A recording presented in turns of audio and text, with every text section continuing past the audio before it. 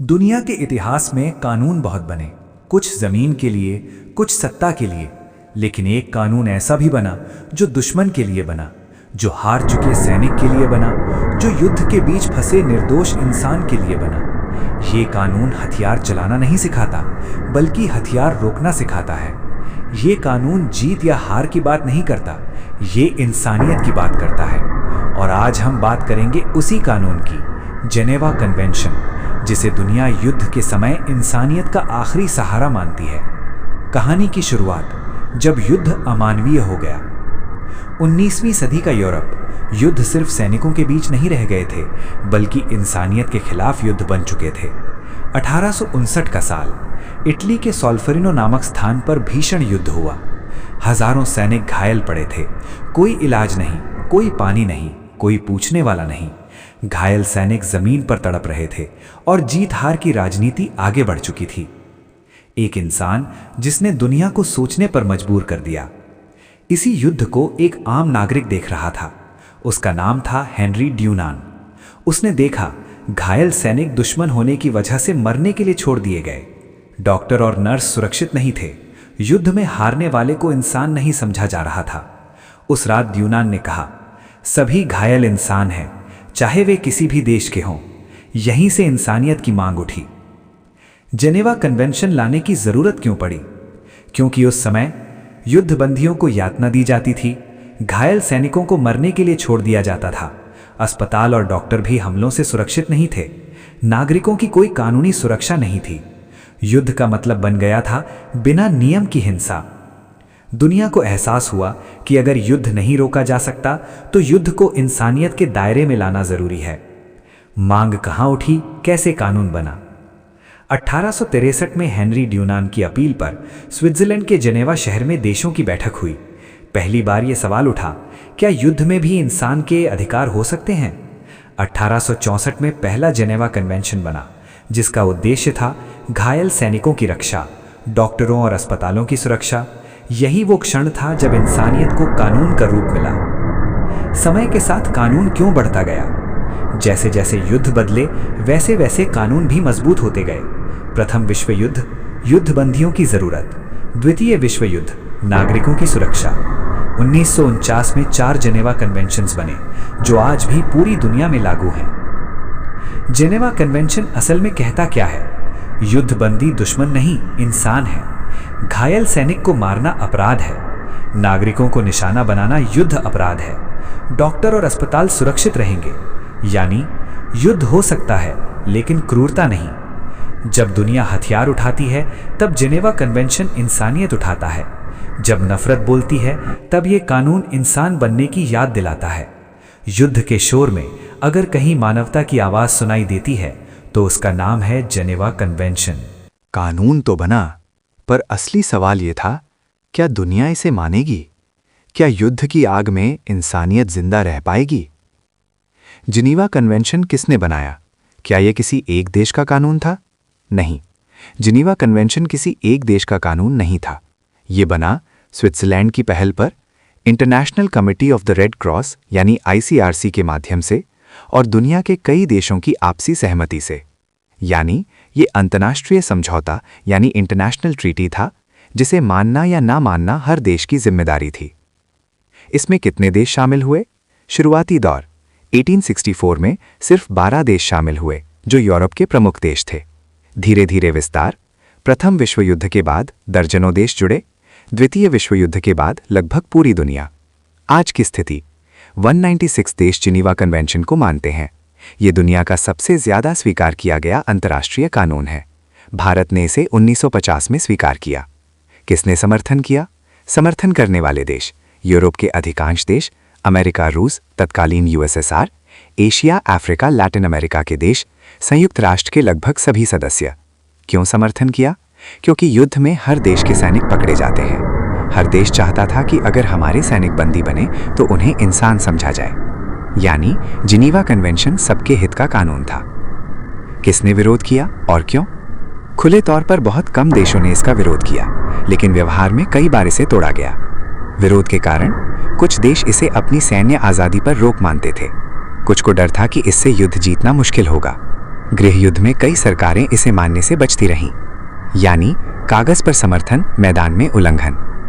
क्या ये कानून युद्ध में सच में लागू हुआ? अब आते हैं सबसे अहम सवाल पर। जहां जिनीवा कन्वेंशन लागू हुआ, प्रथम विश्व युद्ध, कुछ हद तक युद्धबंदियों के लिए कैंप बनाए गए, रेड क्रॉस को मिलने की अनुमति मिली, पत्र और भोजन की सुविधा दी गई। भारत पाक युद्ध 1971 में भारत ने पाकिस्तानी युद्धबंदियों को सुरक्षा दी, रेड क्रॉस को कैंप देखने दिया, करीब 90,000 युद्धबंदी सुरक्षित रखे गए। इसे जिनीवा कन्वेंशन के पालन का उदाहरण माना जाता है। जहां जिनीवा कन्वेंशन टूटा, उल्लंघन। द्वितीय विश्व युद्ध, नाजी जर्मनी द्वारा यहूदियों और युद्धबंदियों पर अत्याचार, जापान द्वारा बंदी सैनिकों पर अमानवीय प्रयोग, इन्हें बाद में वॉर क्राइम्स माना गया। वियतनाम युद्ध, युद्धबंदियों को यातना, नागरिकों पर हमले। इराक युद्ध 2003, अबू ग्राइब जेल कांड, अमेरिकी जेल में बंदियों के साथ दुर्व्यवहार, पूरी दुनिया में विरोध हुआ। जिनीवा कन्वेंशन के उल्लंघन का बड़ा मामला। अफगानिस्तान और ग्वांटानामो बे, बिना मुकदमे के कैद, यातना के आरोप, अमेरिका पर अंतर्राष्ट्रीय दबाव पड़ा। अगर कोई देश जिनीवा कन्वेंशन तोड़े तो क्या होता है? इसे कहा जाता है वॉर क्राइम, युद्ध अपराध। अंतर्राष्ट्रीय अदालत, इंटरनेशनल क्रिमिनल कोर्ट, दोषी पाए जाने पर सजा, प्रतिबंध, वैश्विक बदनामी। लेकिन सच्चाई ये है, हर ताकतवर देश को सजा मिल ही जाए ये जरूरी नहीं। जिनीवा कन्वेंशन कोई जादू नहीं है जो युद्ध को रोक दे, लेकिन ये एक आईना जरूर है जो युद्ध में इंसान को दिखाता है कि वो कितना इंसान रह पाया। लेकिन कहानी यहीं खत्म नहीं होती, क्योंकि जब दुनिया जिनेवा कन्वेंशन की बात कर रही थी, तब पर्दे के पीछे एक और दुनिया काम कर रही थी, खुफिया एजेंसियों की दुनिया, जहां इंसानियत नहीं, रणनीति बोलती है। जब युद्ध मैदान से निकलकर खुफिया कमरों में पहुंचा, 20वीं सदी के उत्तरार्ध में युद्ध बदल चुका था। अब लड़ाइयां सिर्फ सीमाओं पर नहीं थीं, अब लड़ाइयां थीं खुफिया सूचनाओं की, बंदियों से जानकारी निकलवाने की और दुश्मन की नसें पकड़ने की। यहीं से ISI, CIA, KGB, MI6 जैसी एजेंसियां सामने आईं और यहीं जिनेवा कन्वेंशन पहली बार असहज हुआ। सवाल ये नहीं था कि कानून क्या कहता है, सवाल ये था, क्या हर सच कानून से ज्यादा कीमती है? ISI, CIA और युद्धबंदी, एक अनकहा सच। जब कोई सैनिक युद्धबंदी बनता है तो वो सिर्फ बंदी नहीं होता, वो जानकारी का भंडार होता है। सैन्य ठिकाने, रणनीति, अगला हमला कहाँ होगा, और यहीं से जिनेवा कन्वेंशन और खुफिया जरूरतों के बीच टकराव शुरू हुआ। नियम क्या कहते थे? जिनेवा कन्वेंशन साफ कहता है, यातना मना है, दबाव डालकर जानकारी लेना अपराध है, बंदी को इंसान की तरह रखना होगा। लेकिन खुफिया एजेंसियां पूछती थीं, अगर एक जानकारी 1000 जानें बचा सकती है तो क्या नियम तोड़े जा सकते हैं? कुछ युद्ध, कुछ सच्चाइयां, बिना नाम लिए नहीं। 1971 का युद्ध, भारत पाक, ISI और रॉ दोनों सक्रिय, युद्धबंदियों से पूछताछ हुई, लेकिन भारत ने जिनेवा कन्वेंशन की सीमा नहीं लांघी। यही वजह है कि भारत को अंतर्राष्ट्रीय सम्मान मिला। अफगानिस्तान, सोवियत संघ बनाम अमेरिका समर्थित गुट, बंदी बनाए गए। कई जगह जिनेवा कन्वेंशन को स्थिति के अनुसार देखा गया। युद्ध लंबा था, नियम छोटे पड़ते गए। 9/11 के बाद की दुनिया, अब युद्ध का नाम बदल गया, वॉर ऑन टेरर। दुश्मन देश नहीं, दुश्मन विचार था, और यहीं जिनेवा कन्वेंशन सबसे ज्यादा उलझा। ग्वांटानामो बे, कानून और खुफिया टकराव का केंद्र। अमेरिका ने कहा, ये युद्धबंदी नहीं, आतंकवादी हैं। इस एक लाइन ने जिनेवा कन्वेंशन को दरवाजे के बाहर खड़ा कर दिया। वर्षों तक कैद, पूछताछ, दुनिया भर में बहस। ISI, CIA जैसी एजेंसियां पर्दे के पीछे सक्रिय रहीं। कानून किताब में था, लेकिन युद्ध डर में लड़ा जा रहा था। असली सच्चाई जो टीवी पर कम कही जाती है, जिनेवा कन्वेंशन खुफिया युद्ध को पूरी तरह नियंत्रित नहीं कर पाया। ताकतवर देश नियमों को व्याख्या के जरिए मोड़ते रहे, कमजोर देशों पर नियम सख्त, ताकतवर पर लचीले। ये कड़वा सच है। जिनेवा कन्वेंशन ने इंसानियत को आवाज दी, लेकिन युद्ध ने उस आवाज को अक्सर दबा दिया। फिर भी अगर ये कानून ना होता तो युद्ध सिर्फ मौत नहीं, पूरी सभ्यता को खा जाता। युद्ध आज भी हैं, खुफिया एजेंसियां आज भी हैं, और बंदी आज भी बनते हैं। लेकिन हर बार जब किसी बंदी को पानी दिया जाता है, इलाज मिलता है या जिंदा रहने का हक मिलता है, तो समझिए जिनेवा कन्वेंशन अभी जिंदा है। लेकिन इस पूरी कहानी में एक सवाल बार बार उठता है। जब दुनिया के कई ताकतवर देश जिनेवा कन्वेंशन को जरूरत के हिसाब से मोड़ते रहे, तो क्या कोई ऐसा देश भी था जिसने युद्ध के दबाव में भी इंसानियत का रास्ता नहीं छोड़ा? कैमरा अब दक्षिण एशिया की ओर मुड़ता है और नाम आता है भारत। भारत और जिनेवा कन्वेंशन, शुरुआत कहां से हुई? भारत ने 1950 में जिनेवा कन्वेंशन को औपचारिक रूप से स्वीकार किया, लेकिन भारत के लिए ये सिर्फ एक अंतर्राष्ट्रीय समझौता नहीं था। भारत का दृष्टिकोण साफ था, युद्ध अगर मजबूरी है तो भी मर्यादा अनिवार्य है। भारतीय सेना को शुरू से ये सिखाया गया कि दुश्मन सैनिक भी युद्धबंदी बनने के बाद दुश्मन नहीं, इंसान है। 1947-48 पहला भारत-पाक युद्ध, कश्मीर। ये आज़ादी के तुरंत बाद का समय था।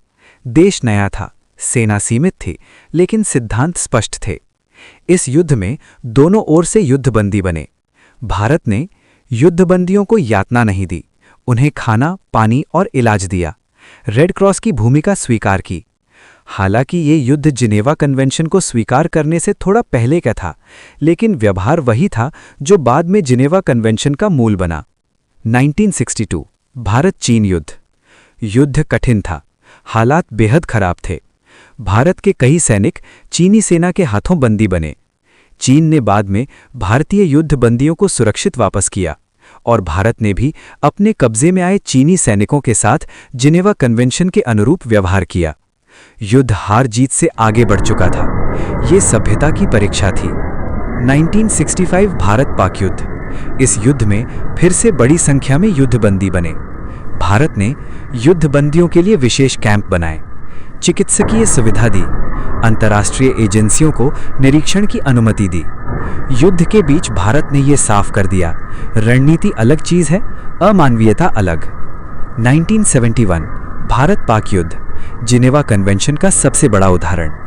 अब कहानी उस मोड़ पर आती है जहां पूरी दुनिया ने भारत को देखा।